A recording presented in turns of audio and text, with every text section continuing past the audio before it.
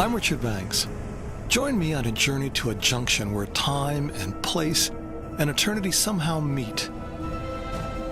To a small, fierce, rugged land at the meridian of Europe. The Swiss regions of Basel and Lucerne link to one another and to the world like spokes in the wheels of commerce, enterprise, democracy, and freedom. Here is a landscape that could only have been created by Earth's forces at their most energetic. The entire welt of mountains that defines the Alps are byproducts of the colliding of tectonic plates, spewing granites and dolerites into the sky, authoring a wild confusion of raw geology. Here is a landscape that fashioned the soul of a people and spurred them to heights as vertiginous as the Alps themselves.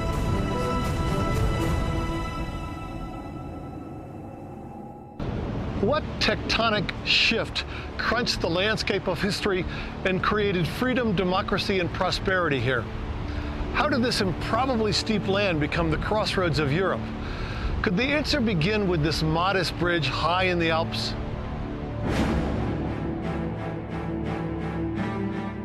In the 1200s, a group of far-seeing villagers hung a wooden bridge across the cracked floor of their land, the Schoellenen Gorge near the Gotthard Pass. They called it the Devil's Bridge because the feat was so difficult, the devil had to help. In return, he demanded to own the first soul to cross it. The workers drove a goat over, tricking the old fiend, who then in anger unleashed an avalanche of stone.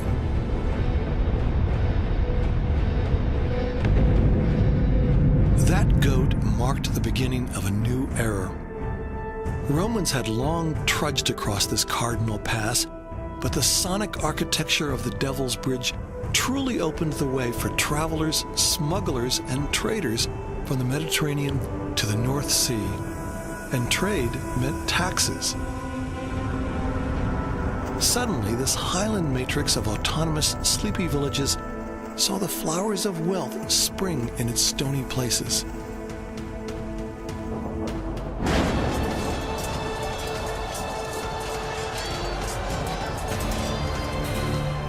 What followed was the building of a bridge of faith, spanning to a place they could not see, democracy and nationhood.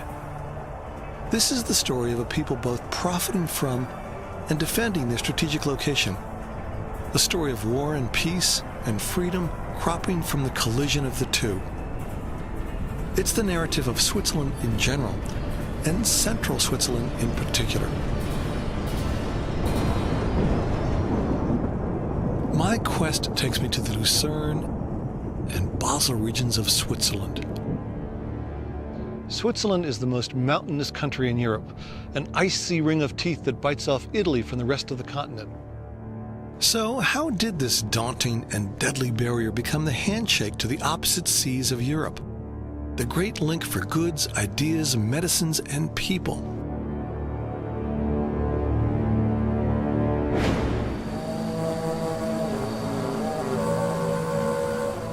The Devil's Bridge spawned centuries of trade, and in time the bridge gave way to intensely engineered tunnels.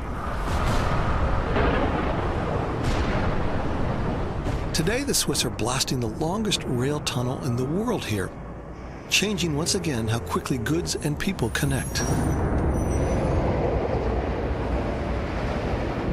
The new Gotthard Tunnel and its super-speed rail is an essay in freedom, making the transit over this age-old route cleaner, faster, and opening the arms of a continent even wider. Those who crossed the Devil's Bridge in the centuries after it was built arrived weary and often frostbitten into central Switzerland. They entered a rich, forested land perplexed by high peaks. Casting shadows behind them, they stepped into the light of a fertile and contented land where nature and man corresponded in accord.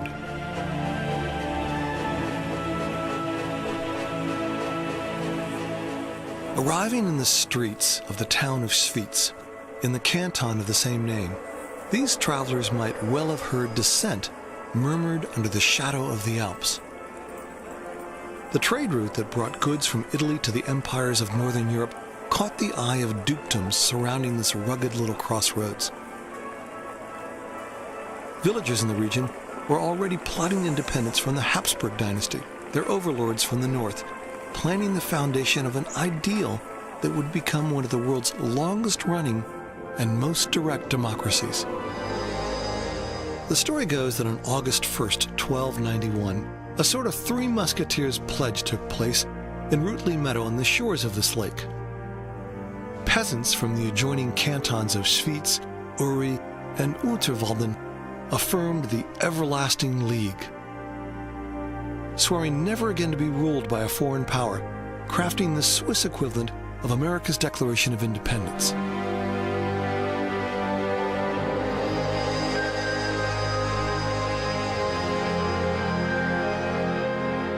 In a small museum here in Schwyz, the founding document is displayed. A few words on a scrap of paper. But what words?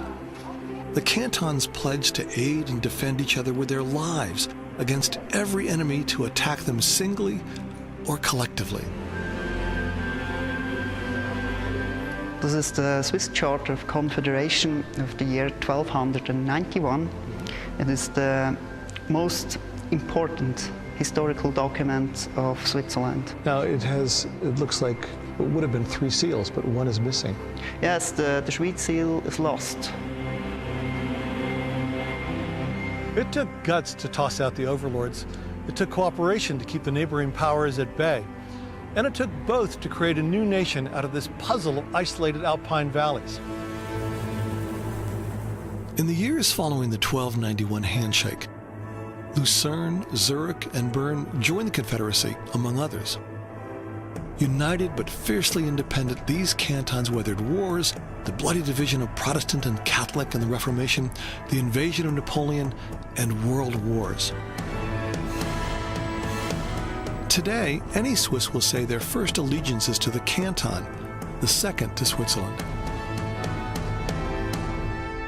This is also the birthplace of democracy in Switzerland. What conditions conspired to make that possible? You have a special situation here. You have a narrow valley with many small valleys and villages and towns, and it was important to, on one hand, to stick together, but on the other hand, to stay to your own and to combine this. So it was important that everybody had the possibility to say what he wanted and what he didn't want. Mm-hmm. To direct democracy, I guess. Yes. And today, 720 some years later, do you think that the cantons are also continue to be independent, very independent, but also fiercely united as a single nation? Time is changing here as well as everywhere, but still you have many different things in all the cantons. You can see it in public life, in different systems where every canton still can decide liberally, but you can also see it in the people themselves, in the strong dialects you still find in the different parts, or as well in the mentality itself. But still you have one country with all the general conditions. My little foray takes me to the village of Einsiedeln and the monastery that made this tidy hamlet a promise for pilgrims for 1,000 years.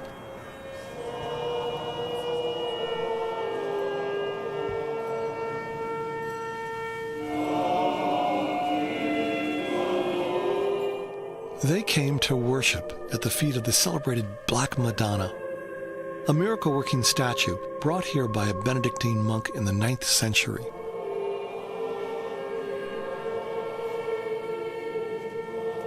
There are so many benefits to being the drawbridge to travelers and traders. The drawbacks are sometimes slighted, such as the temptations to pinch or pirate. Napoleon tried to steal the Madonna when he invaded Switzerland. But like the devil before him, he was fooled. The monks had already moved it to Austria for safekeeping.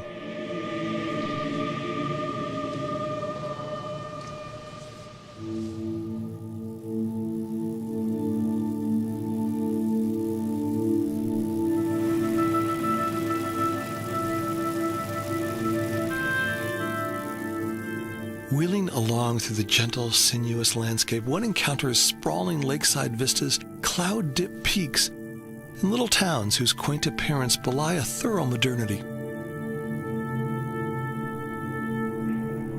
Little Zug was content with its cherry trees until after World War II, when the town opted to stimulate the economy by cutting corporate taxes to lure businesses. A handsome town, a hop and skip from Zurich, and now wildly wealthy, Zug attracts corporations by the score. A little ingenuity, and ancient crossroads become modern crossroads. This is a tapestry of wealth, woven from a pastoral past. This is the stitch that is the story of Switzerland.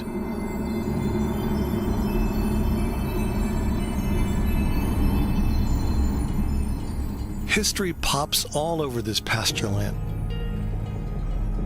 In 1315, the powerful Habsburg counts sent an army of more than 2,000 knights to defeat the upstart cantons. The Swiss peasants, armed with only picks and axes, routed their foes. An unthinkable David versus Goliath rout. It was a battle that forever branded the Swiss as fierce fighters. Battle of Morgarten is regarded as the first big battle against the House of Habsburg. And Morgarten is the name of the place where this battle took place. And there, Schwyz people, together with people of Uri and Unterwalden, they fought against this highly armed army of the Habsburgian Duke Leopold, and they won. Geography is destiny, and Switzerland's lent itself to isolation. Armies hoping to conquer here had to face harsh conditions, tough topography, and resolute people, acclimatized to the untidy terrain. Long before they were neutral, Swiss soldiers hired themselves out to others to fight.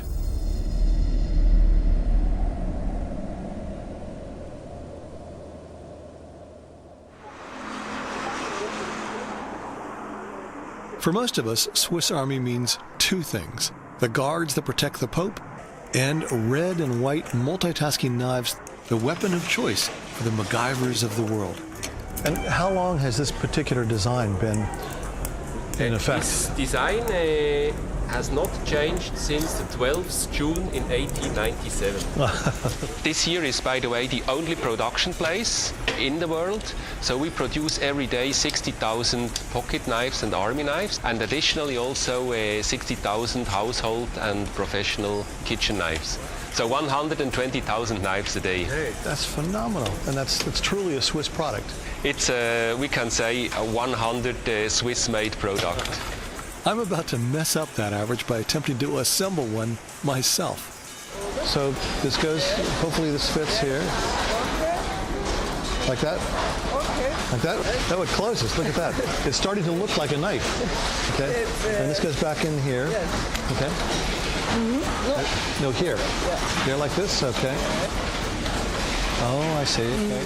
So you've got the original design that hasn't changed, but you also have a lot of other designs.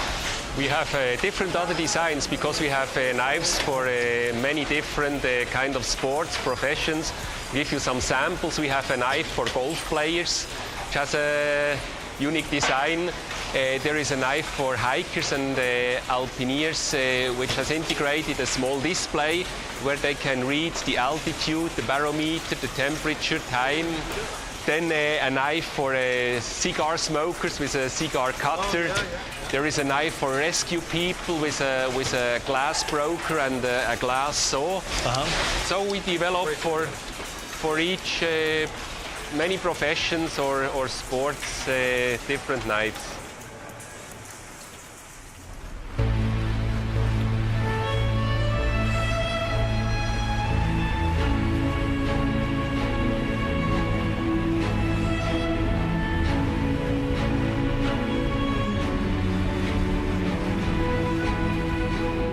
Our travelers of old, en route from Italy north, would at length arrive at the seam of a lake shaped like a starfish, and there board a boat for Lucerne. They would sail a beveled pane of mirrored glass reflecting the surrounding Alps. But most likely they were indifferent to the beauty of the passage, fixed instead on lodging, trade, and the transformations ahead. Lucerne evolved into a different kind of crossroads. In the 19th century, romantic notions about the inhabitants of Swiss mountain towns fueled pilgrimages by artists, poets, and eccentrics. They had been inspired by the romantic concept of the noble savage, and believed that dynamic archetype was manifesting itself among the farmers and herders of Switzerland.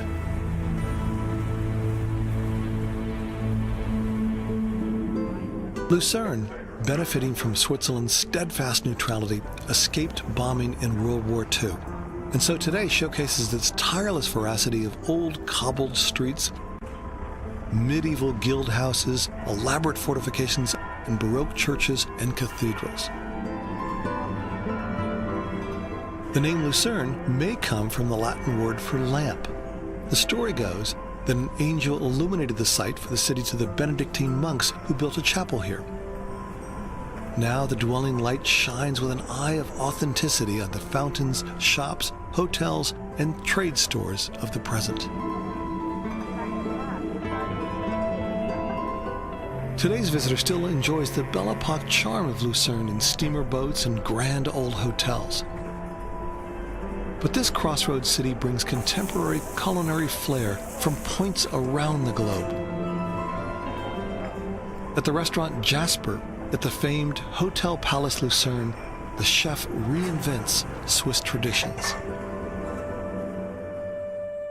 I think for a long time when people think about Swiss food, they think about sort of the mountain traditional food, which is lots of cheese, it's fondue, it's raclette, but this is truly something different. Yes, definitely. We try to also provide Swiss cuisine, but in a more fine way, in a more five-star way, definitely. For example, what Kerstin Rischmeier cooked today, the Rösti, that is something that is very well known all over the world, but people always think of a very big and heavy dish, a lot of calories, a lot of fat.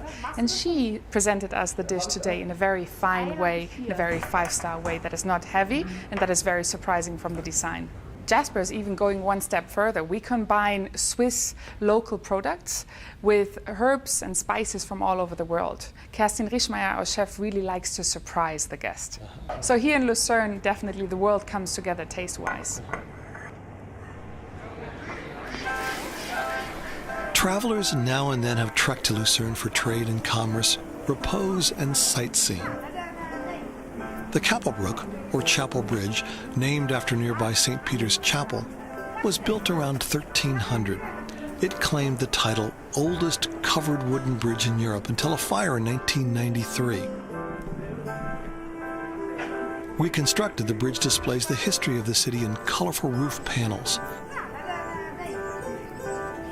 Now the flower-festooned footbridge with its gabled roof is a camera phone favorite.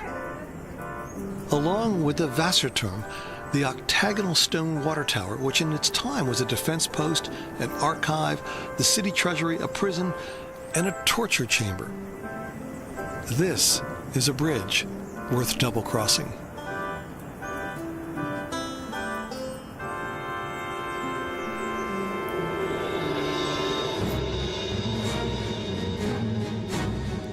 Another celebrated Lucerne landmark testifies to the fierceness and courage of the Swiss army. The Mount Rushmore of Switzerland, this carving of a dying lion, commemorates more than 600 Swiss guards killed in a single day during the French Revolution. The hollow in which the lion rests was rendered in the shape of a pig, some say because the disgruntled artist hadn't been paid properly.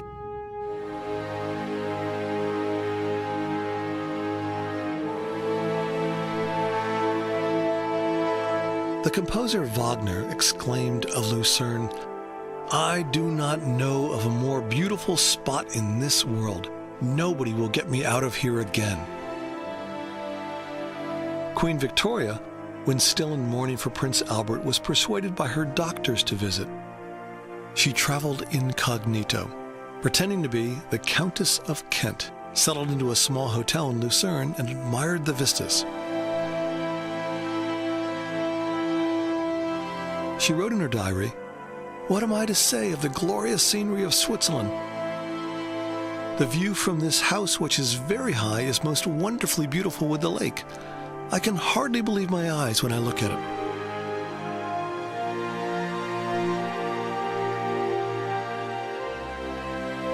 The Swiss, ever a step ahead, always cleverly profiting from their crossroad position, recognized the potential for tourism and swung the doors open wide.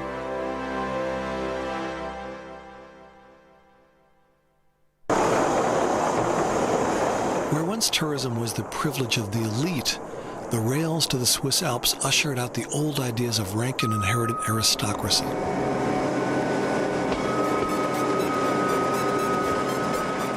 Social pretensions were subsumed in the new democratic tourism. Hotels for every purse sprung up where still waters met the shore. The Swiss began to devise new ways to bring tourists into its mosaic of mountains, and a new age dawned.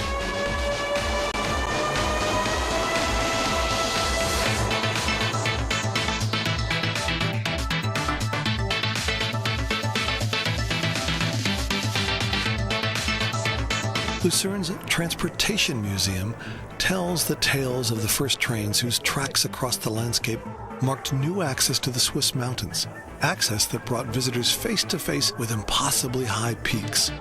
With the introduction of trains, for the first time in history, travelers could move faster than a galloping horse. New features appeared on the land, such as great spans, viaducts, bridges, tunnels, and switchbacks.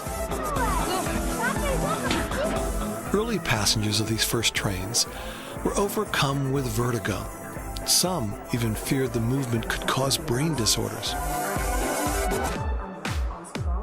The idea of having a lot of nice foreign people, as called as tourists, today was invented by building train systems up to the mountains. Why did they want to come here? Really nice landscape, the mountains, cows, not built up like in modern cities actually, so have freedom, fresh air, and nice ways of travel. We really invented the small train systems up to the mountains as well. It's quite an easy way to go up to a mountain. You have not to walk up, you have an opportunity to sit in a comfortable seat in a train, and the steam engine give you the energy to go up easily and have a nice lunch up there. It is the most visited museum in Switzerland, the most comprehensive museum of mobility in Europe, a distinction that makes a difference when tackling transportation over, around, and through the Alps. The whole place rumbles and strums with cars, planes, bikes, and trains from the steamy past. Throughout the centuries, imagination that flies with innovation creates new worlds. And nowhere is that more manifest than at the global hub, the Zurich Airport. If travelers of old traverse the icy Gotthard Pass to enter Switzerland, the contemporary visitor arrives at the dazzling Zurich Airport. And again, the Crossroads here is so far ahead of its time as to be from the future. Thomas Friedman wrote in the New York Times that flying from the Zurich Airport to LaGuardia is like flying from the Jetsons to the Flintstones. The Zurich Airport will become a destination where you are able to stay 24 or 48 hours, where you will be able to have different service providers, hotels, different type of hotels, congress center, health and beauty, education, offices, etc. Everything.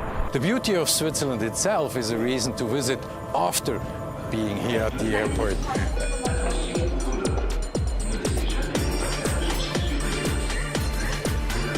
The airport is no longer a place to bide time or a port for planes to land, but an aerotropolis, airport as city.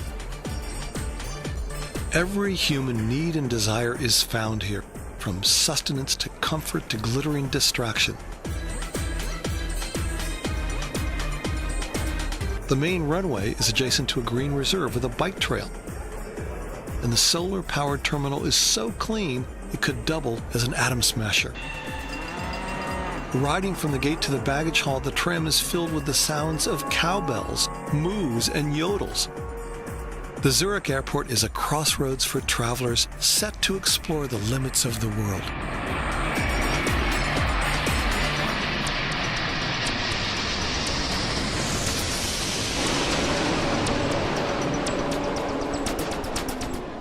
Innovation, engineering, dreams. Inventing the future has long been a Swiss specialty. The first cog train in the 19th century lured tourists to new heights. In Lucerne, one sight always draws the eyes upwards, beyond even the toothpick steeples. The snowy tonsure of Pilatus. Queen Victoria made the climb up on a mule, while I ratchet up on the cogwheel train. So Colette, where are we? We are really in the heart of Switzerland, the crossroad of Switzerland. If we look behind us, over there you see that road. Yep. That's the road which is going to the Gotthard Pass, which is about 60 kilometers from here. You see that in the end as well. And behind there you come to the Italian part of Switzerland, Ticino, and a bit further is Milano. Wow. If you would look that direction where the clouds unfortunately coming in right now, you're going to the Bernese Oberland, which is more the south side where the Jungfrau region is. Yeah, I agree. If you would look that direction, you would go direction Zurich. Yep. and up north there where the Black Forest is and all that in Germany. And if you would look that direction, so like northwest, it would be direction Basel. So you're really crossroad of Switzerland, crossroad of Europe. Yeah. Every day is Earth Day on Pilatus. Always uplifting, always improving their tourism infrastructure, the Swiss have fashioned eco-friendly lodges in high places. Near the mountaintop, we are embraced in the Hotel Pilatus, a worthy refuge of elegance and hearty Swiss food. Outside, an ibex clatters across the steep slope.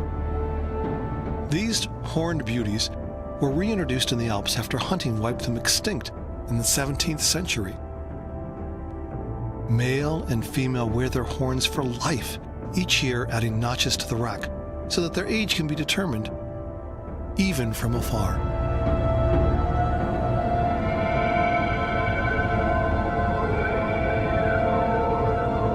A sharp wind moans. The guides, with a wink, say the sound is the ghost of Pontius Pilate, wandering the slopes, searching for a route to heaven. But the sensations of sound and wind do not dominate here. Instead, it is sight. Some 73 alpine summits and 6 lakes can be viewed from this vantage. Looking across a sea of clouds, I am seized by the sight of this parade of peaks in the Bernese Oberland. The Eiger to the left, then the Monk in the middle, and the Jungfrau on the right. At sunrise, the peaks emerge like phantoms, then glow with the first kiss of the sun.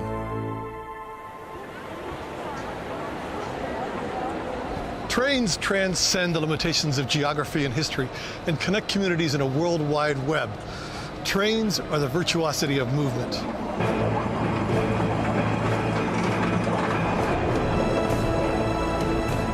These train tracks are the slope down which the sky flows into Basel, the crossroads of the stars.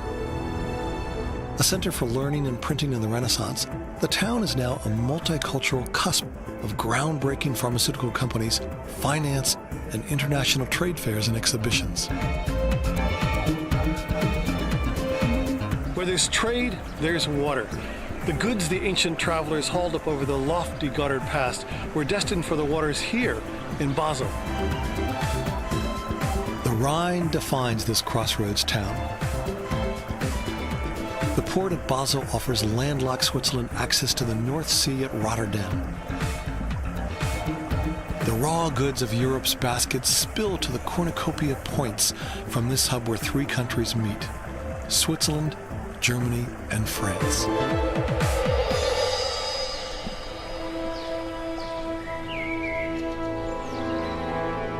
Long before the Renaissance, long before the Devil's Bridge at the Gotthard Pass, the Romans chose a spot along the Rhine to settle.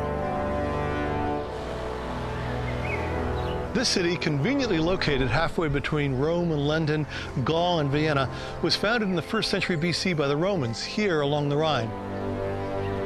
Believed to have been founded by an officer in Julius Caesar's army, Augusta Raurica emerged as a vital trading center. At its height, the city was home to 20,000 people. So long before Jesus Christ, the Romans came here and decided to settle. Why did they choose this spot? Because this here is a natural crossroad. Especially you have the main axis coming from the south over there, over the Alps, here towards north, over the Rhine. This was a really good place where you could cross the Rhine, and the Romans knew where to settle their towns, where it was ideal. And the other section was coming from Gaul, from the west, and going over to the direction of the Danube and to the eastern countries. So this was a true crossroads in all points of the compass. Yes. So what kind of goods did they trade back and forth? Well, since the Rhine was an easy way for transport, they would, for example, bring here oysters from the North Sea, but they would also bring from very south, far away African countries, they would have dates. They would import wine in this amphora, these double handles containers. And what else? For example, garum, which was a fish sauce, which the Romans used in their cuisine to spice everything. The people here adopted very quickly the Roman cuisine. Remnants of the city's shops, taverns, temples, and public baths have been excavated. And the museum showcases the silver treasures discovered here. A stunning highlight of the small museum, this silver collection dates from the 2nd or 3rd century AD.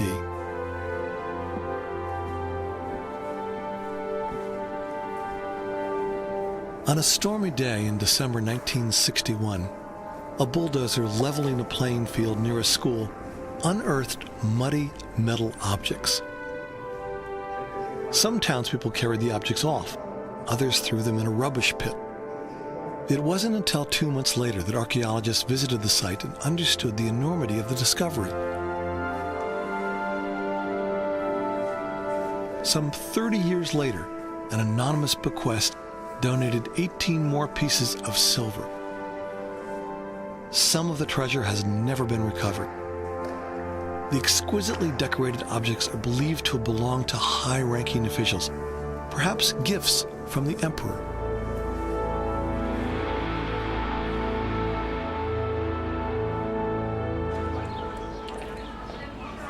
Cultures can't keep secrets when there is an open road and when there is a crossroads. Hued like a sunset, old Basel clings to the south side of the coiling Rhine. Education builds bridges, and Basel's university did so by drawing scholars from all over the world, tapping into layers of accumulated wisdom and inviting new and subversive discourse. Basel became a center for humanism in the Renaissance, and in 1516, the humanist Erasmus boldly published a new edition of the New Testament based on the original Greek text. Martin Luther translated the text into German, igniting the Protestant Reformation.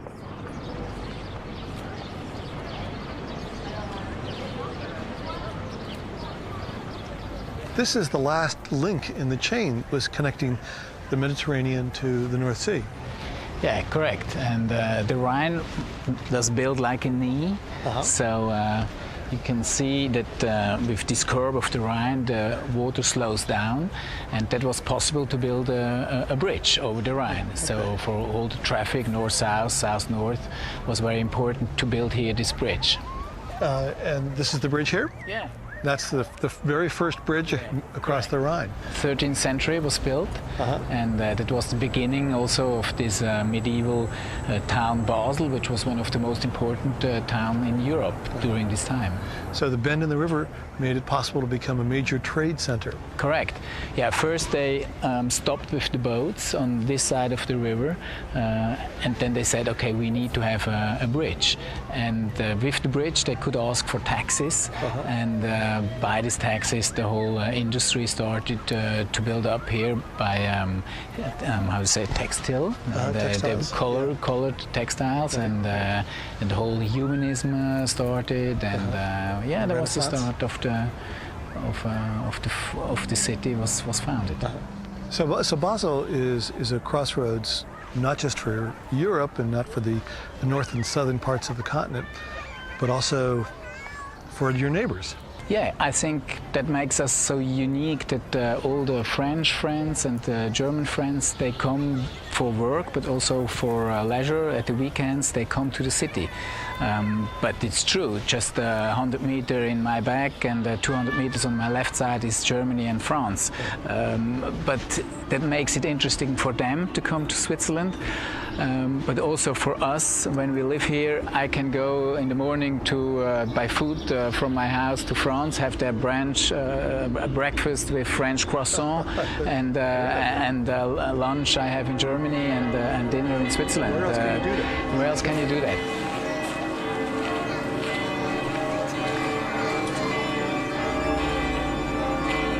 Basel's Grand Cathedral, the Münster, began as a Catholic church and then became a Reformed Protestant church. While the Reformation tore apart the rest of Europe, the Swiss managed to avoid wholesale bloodshed. One reason may be that the Confederation of Cantons was already cooperating as a diverse group with different customs and 4 different languages. The advantages of bonding together despite differences created Swiss independence. Now they could profit from the ideas that trade and interaction brought to their doorstep. It was the Crossroads milieu that nurtured identity and led to the evolution of thought and the breaking down of walls within minds.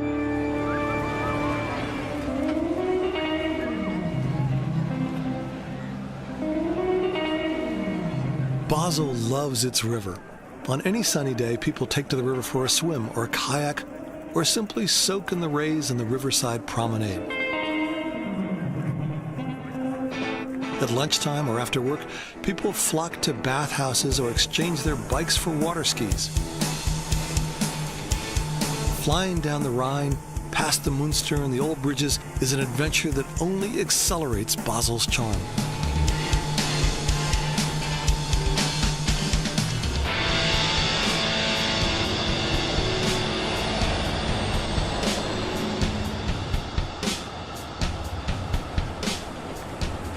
What does a wealthy hub of interchange do with its money? Art. Basel is a prisoner of art. It detains the eye everywhere, on the buildings, in the squares, in gallery after gallery. With its spate of international firms and its diverse populace, Basel's open-mindedness and daring expresses a common language in its architecture and art collections.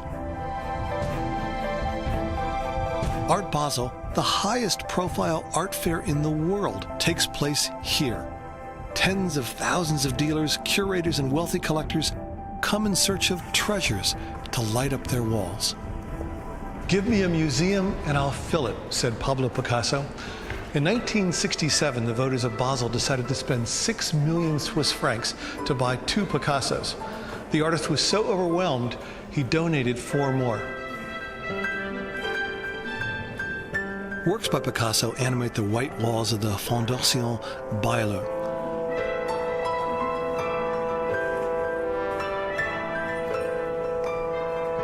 Art is the elimination of the unnecessary, so said Picasso. And this airy, bleached dream of a building, concocted by Renzo Piano, would suit such sensibilities.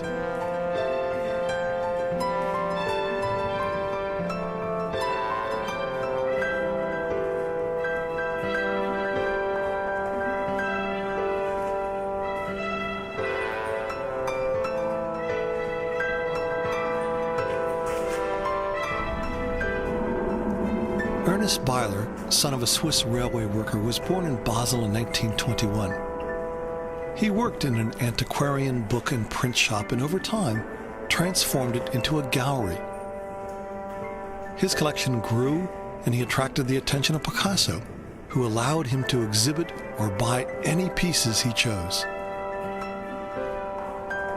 Another artist to whom Byler devotes a room is the Swiss sculptor and painter Alberto Giacometti. His surreal, elongated figures seem stretched to the breaking point. Set against the white walls, they ache with tension. Giacometti once described his forms as not human forms, but rather the shadows that people cast.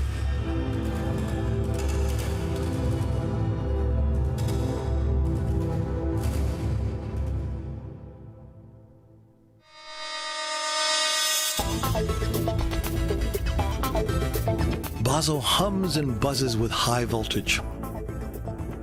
In addition to banking, Basel is home to a mall of major pharmaceutical companies, a fitting affair for a global nerve center, dispatching cures for the world from the sky diamond buildings along the banks of the Rhine. Basel is a trip with a psychotropic past. In 1943, Albert Hoffman, a pharmaceutical worker, was experimenting with molds, and while biking home, experienced an extremely stimulated imagination. Dr. Hoffman had stumbled upon LSD.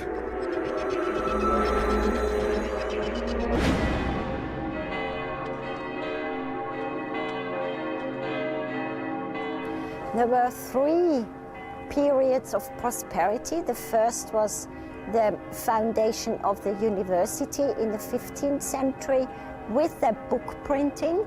The second was the silk ribbon textile manufacturing, and the third now is the chemical industry. The pharmaceuticals. Pharmaceutical grew out of the chemical industry. Prominent scientists, people who really work hard and find out things, like Basel has 7 Nobel winners. 7 Nobel Prize winners? Yes, in this little town. The Crossroads town is more often than not a wealthy town. Basel has attracted many international companies to the shores of the wandering Rhine. And the wealth manifests in glittering edifices, both grand and modest, simple and extravagant. The world-renowned architecture firm Herzog & de Meuron hails from Basel. Their work characterized by a love of diverse materials and the concept of architecture as a social sculpture. Architects Frank Gehry, Mario Botta, and Renzo Piano are but a few of the many to leave their bold marks in Basel.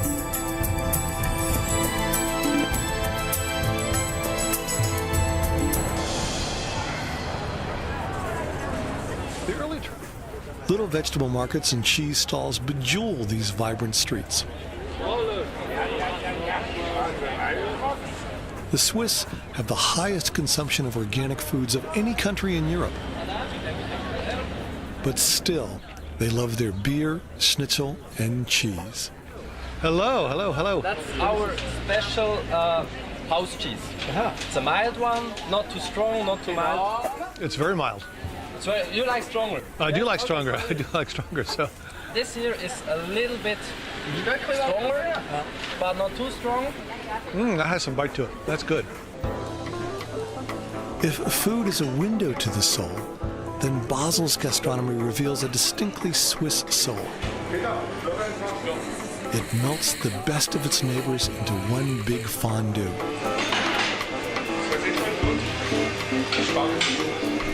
The exquisiteness of Swiss patriotism is that it starts with difference, the cantons, and ends with inclusion, the country.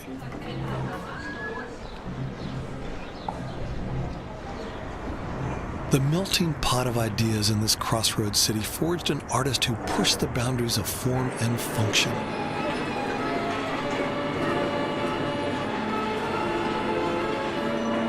The sculptor Jean Tinguely grew up in Basel.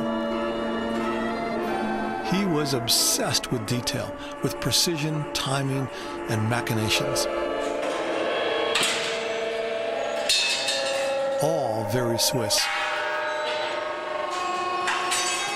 But it's precision with a kink. Tanguy enjoyed publicly destroying his art as much as creating it.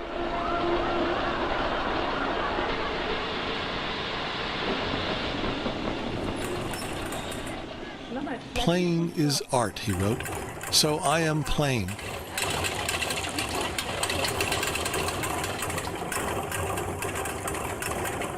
The curators at the Tanguy Museum have to stagger playing his sculptures because if all of them were to run at once, the din would be overwhelming.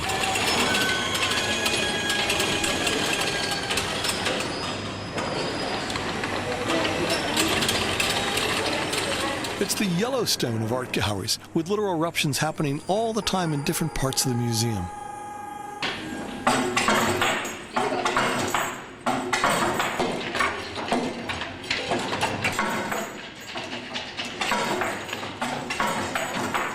Basel was a center of art, and from the areas surrounding, there's France, there's Germany, there's Switzerland, and a lot of artists come together here, not only since Art Basel exists, but also before, and it was always a city of culture.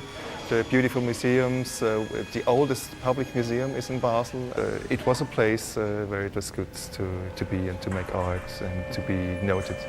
When you asked him, are you a mechanic, he said, I'm a poet. And the mechanic is only what I use to make this poetry. Yeah. And so this is poetry in motion? This is poetry in motion, yeah.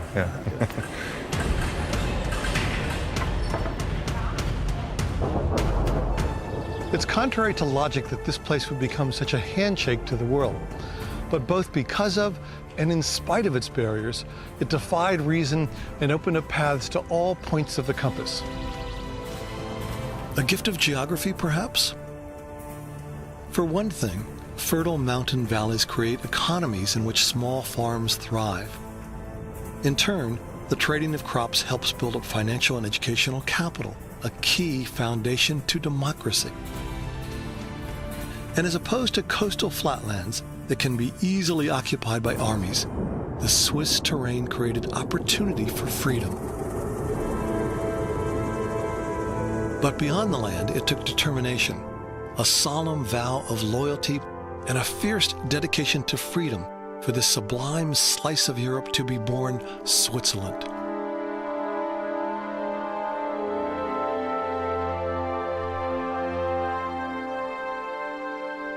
This little stronghold launched itself from a precipitous backwater to the epicenter of trade. And to sustain their hard-earned independence, the people became masterful architects of neutrality.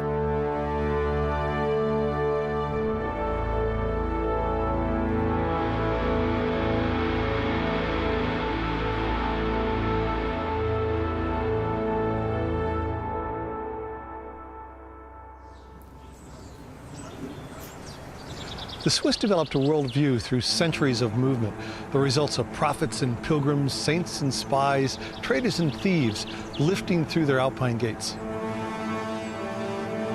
Yet while the Swiss opened wide their doors, they did so with great foresight and care. This paramount nation first and foremost discerned itself, and then it radiated the world.